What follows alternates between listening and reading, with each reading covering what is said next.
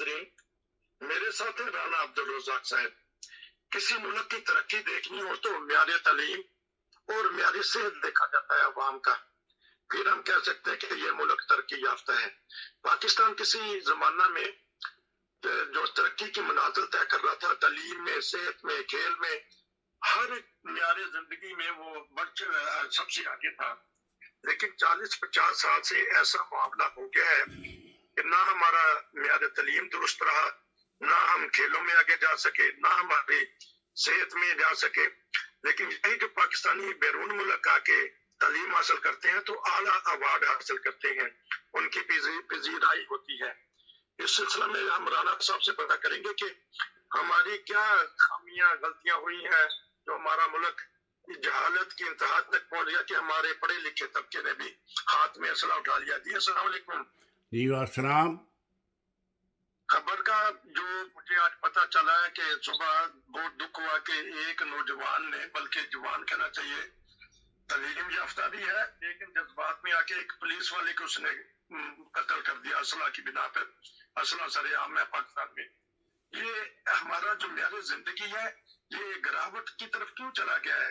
किसका कसूर है? क्या हमें करना चाहिए था? जी, ये हमारे अरबाब अक्ल खिरद जो हैं पाकिस्तान में, इन लोगों ने बतदरीज कौम की जो तरबियत की है या तरबियत या जो किरदार अदा किया है, उसमें तालीम और सेहत को बिल्कुल पीछे रखा है। सारी दुनिया में अगर देखा जाए तो बड़े बड़े मुल्कों में, छोटे मुल्कों में भी, अरबों में भी और मगरबी ममालिक में भी तालीम और सेहत के लिए बजट का काफ़ी और ख़ासा हिस्सा रखा जाता है। हमारे मुल्क में तालीम को तरजीह नहीं दी गई और सेहत को भी तरजीह नहीं दी गई। हम पहले तालीम पर बात करते हैं। तालीम में हमारे यहाँ वो आदमी को पढ़ा लिखा गिना जाता है जो सिर्फ दस्तखत कर सके, अंगूठा ना लगाए, दस्तखत कर सके। और हमारे प्राइमरी स्कूलों का जो गवर्नमेंट के स्कूलों का जो म्यार है वो इस कदर भयानक है कि लोग उसमें बच्चों को दाखिल कराना पसंद ही नहीं करते। शहरों की तालीम का म्यार और है और गांव की तालीम का म्यार और है। फिर प्राइवेट स्कूल जो हैं वो सारी फैसिलिटीज़, ज़्यादा से ज़्यादा फैसिलिटी देकर वो मकबूल आम हो चुके हैं और बच्चों को नफीस रखते हैं। वर्दी पहनने का उनको होता है, उनकी पढ़ाई होती है और उनका राब्ता होता है वालिदैन से, और बच्चों को बड़े अच्छी तरह पढ़ाते हैं। और अक्सर बच्चे जो हमारे प्राइवेट स्कूलों में पढ़ते हैं वो जीनियस होते हैं और बेहतरीन नंबर लेकर आगे भी जाते हैं। फिर गवर्नमेंट के स्कूलों में ये सिस्टम है ही नहीं है और गवर्नमेंट के मुलाजिम और अच्छे लोग जो पढ़े लिखे हैं वो अपने बच्चों को गवर्नमेंट के स्कूलों में पढ़ाते नहीं। फिर रहा नसाब का तलक। नसाब में भी हमारे यहाँ लोगों ने अजीब अजीब हरकत की हैं। अपने अपने मकतब फ़िक्र ने इस्लामियात में मुदाखलत की है, किसी ने कुछ किया है, किसी ने कहा है मतलब शिया इस्लामियात ही और है, सुन्नियों की और है, और गैर मुसलमानों के लिए इस्लामियात रखने नहीं देते, पढ़ने नहीं देते वगैरह वगैरह। और नसाब तालीम जो है, फिर मज़े की बात यह है जब इम्तिहान होते हैं बच्चों के, मिडल का हुआ, मैट्रिक का हुआ या FA या BA या डिग्री होल्डर्स का, उसमें नकल चलती है, उसमें करप्शन होती है। और जब जाली डिग्रियों का रवाज आम है हमारे मुल्क में, इंसान के पास डिग्री होनी चाहिए, उसके पास स्किल हो ना हो, उसे कुछ आए या ना आए। मैंने देखा है यूरोप में अक्सर लोग जो तालीमी एजुकेशन के लिए भी आते हैं उनमें भी जाली डिग्रियों का रवाज है, यहाँ जाली डिग्री पकड़ी जाती हैं। इस तरह हमारे मुल्क का तालीम में तो बिल्कुल भट्ठा बहा दिया है इन्होंने। हमारे जो अकाबरीन हैं उनमें भी शरपसंद अनासर हैं, खुद गर्द लोग हैं, कौम के दुश्मन लोग हैं जो कौमी नसाब को हर मतलब के सही नहीं होने देते।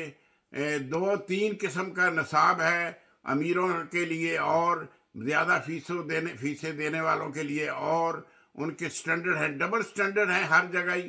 اور اس طرح ہمارے ملک کی تعلیم کا جو معیار جانا جاتا ہے عالمی لیول پر، ان پر یقین نہیں کیا جا سکتا. آپ ڈگری لائیں پاکستان سے تو یہاں دوبارہ آ کر آپ کو ایگزام دینا پڑے گا، پھر آپ کی ڈگری کو ایکسیپٹ کیا جاتا ہے. پاکستان میں تعلیم کو بالکل ترجیح نہیں دی گئی. یہ بڑی دکھ کی بات ہے. امریکہ یا یورپ ہو، وہاں سے اگر کوئی ڈاکٹر کی بھی ڈگری لے کے آتا ہے، کوئی وکالت کی بھی لے کے آتا ہے، تو یہ اعتماد نہیں کرتے، کہتے ہیں کہ وہاں جعلی ڈگریاں مل جاتی ہیں. آپ نے تعلیم کے اوپر تو بہت اچھی طرح ڈال دیا دور، لیکن صحت کے معاملے میں ہمارا معیار زندگی کا معیار صحت وہ نہیں ہے. ہمارے معاشرے میں پھرتے لوگوں کو دیکھتے ہیں کہ ہر کوئی بیمار ہے، جعلی دوائیاں ہیں، جعلی ڈاکٹر ہیں، اور تھڑے پہ بیٹھ کے انجیکشن وغیرہ لگا دیتے ہیں. اس کے اوپر روشنی ڈالیے معیار صحت پہ. کیونکہ ہماری قوم اکثر جو ہے تربیت کے لحاظ سے زیادہ کرپٹ ہو گئی ہے، اور یہاں جعلی دوائیوں کا عام بنتی ہیں، اور جعلی دوائیوں کو ریکمینڈ کیا جاتا ہے ڈاکٹروں کو، ہسپتال کے مینیجرز کو، اور سپرڈنٹ جو ہوتے ہیں ایس ایم ہوتے ہیں، ان سے ملا کر یہ دوائی کی کمپنیاں ان کو کاروں کی چابی تک دے دیتی ہیں اور کہتی ہیں کہ اتنی دوائی ہماری بکنی چاہیے اور فروخت ہونی چاہیے. ڈاکٹر ریکمینڈ کرے گا، فارمیسی ریکمینڈ کرے گا، فارمیسیوں والوں کو دے کر وہ ساری دوائی بک جاتی ہے. اس میں جو مہنگی چیزیں ہوتی ہیں وہ کم ڈالی جاتی ہیں. پاکستان کی دوائی اور باہر کی دوائی میں زمین آسمان کا فرق ہے. لوگ ایلڈرین باہر ہی بیچ دیتے ہیں. یہ جو دوائیوں میں شامل ہوتی مہنگی چیزیں، وہ یہ مس یوز کرتے ہیں لوگ. اور 2 نمبر دوائی، تشخیص بھی 2 نمبر، اور آپریشن بھی جعلی ڈاکٹر کر دیتے ہیں. کمپاؤنڈر سارا کام کرتا ہے. M B B S doctor آپ کو گاؤں میں نہیں ملے گا. اگر ایم بی بی ایس جاتا ہی نہیں، کیونکہ وہاں انکم نہیں ہے. شہروں میں رہتے ہیں، ہسپتال میں فیسیں بے بہا ہیں. یہاں تک کہ ایک گردے کا آپریشن کہہ کر یا پتے کا آپریشن کہہ کر گردہ نکال لیا جاتا ہے. اور جو لوگ انٹرینڈ ہوتے ہیں وہ آپریشن کرتے ہیں اور دوائیاں جعلی دیتے ہیں. پھر الٹریسی ریٹ بھی ہے. اس کی وجہ سے کم عمری میں، یعنی ہماری ایج جو ہے 38 سال ایوریج ہے، حالانکہ یہاں برطانیہ میں بہت اچھا ریٹ ہے. 80 تک، 100 تک تو عام آدمی جاتا ہے، 100 سال کی عمر تک. ہمارے ملک میں 40-50 ایوریج میں ہی لوگ فوت ہو جاتے ہیں، کیونکہ تعلیمی صحت کے لحاظ سے کوئی پرواہ نہیں. گورنمنٹ کو نہ ان سے کوئی پوچھنے والا ہے، نہ کوئی احتساب کرتا ہے، نہ کوئی جواب دہ ہے. ڈاکٹر خداوند بنے بیٹھے ہیں ہسپتالوں میں. ایک غریب آدمی ہے تو اس سے 5 لاکھ 10 لاکھ لے لیا جاتا ہے. جو یہ سٹنٹ پڑتا ہے دل میں، یہاں ہمارے ہاں 2-4 پاؤنڈ میں آ جاتا ہے. پاکستان میں 3 لاکھ لیتے ہیں مریض کو سٹنٹ ڈالنا ہو تو. اور پہلے تو اس کی ٹیسٹ ہوتے ہیں، الٹرا ساؤنڈ ہوتے ہیں، وغیرہ وغیرہ کرتے کرتے اس کو 3-4 لاکھ پر ایک سٹنٹ پڑتا ہے. اگر بائی پاس ہو تو پھر تو ان کی موجیں لگ جاتی ہیں. پاکستان میں جو ہے بیڈ، جو روزانہ بیڈ دیا جاتا ہے، اس کی بھی ہزاروں میں ہے قیمت پر ڈے کی. اور اگر اے سی لگایا جائے تو اور 5,000 بڑھ جاتا ہے، اگر وغیرہ وغیرہ. تو یہ کاروبار بنا دیا ہے، صحت کو بھی تعلیم کو بھی کاروبار بنا دیا گیا. اس وجہ سے ہمارے ملک میں افراتفری ہے اور زیادتی ہے غریب عوام سے. امیر آدمی تو اپنا علاج کرا لیتا ہے، مگر غریب کہاں جائیں؟ ان کو اچھے ڈاکٹر بھی نہیں ملتے، کیونکہ اچھے ڈاکٹروں کی فیسیں بہت زیادہ ہیں. جو لندن پلٹ ہیں ان کی تو ہزاروں میں فیسیں ہیں. جو مقامی ایم بی بی ایس ہیں ان کی بھی فیسیں کم نہیں ہیں.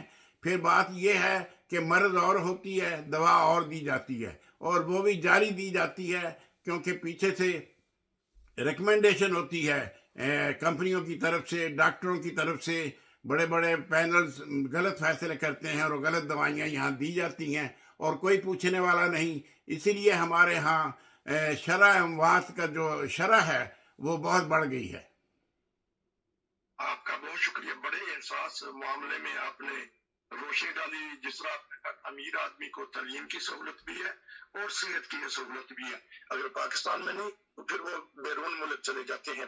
ناظرین ہم انشاءاللہ خواتین کے مسائل اور بچوں کے مسائل پہ بھی کوئی پروگرام کریں گے رانا صاحب سے. اور اگر آپ کے پاس بھی کوئی مشورہ ہے, اگر کوئی خاتون ہمارے سے بات کرنا چاہتی ہیں تو ہمارا پلیٹ فارم استعمال کیجیے گا. رانا صاحب آپ نے بہت اچھے طریقے سے ان دونوں موضوع پر بات کی. انشاءاللہ پھر ملیں گے. نذیر کو اجازت دیجیے. السلام علیکم.